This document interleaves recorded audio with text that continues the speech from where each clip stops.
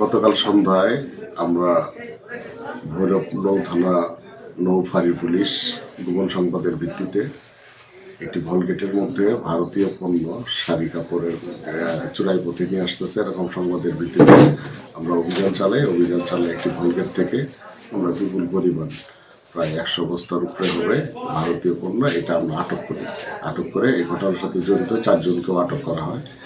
এই মালগুলা এখন আমরা সাংবাদিক সহ স্থানীয় লোকজনের উপস্থিতিতে এটা খুলে জব্দ করা হচ্ছে।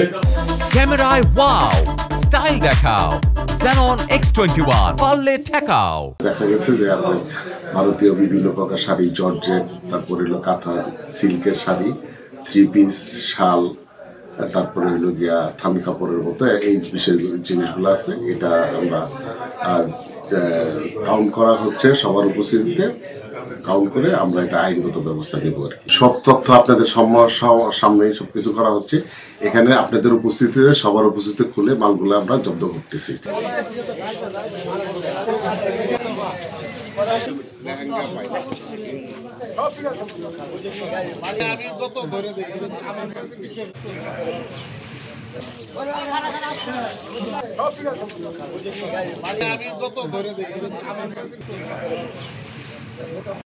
ধরে দিকে শুরু যা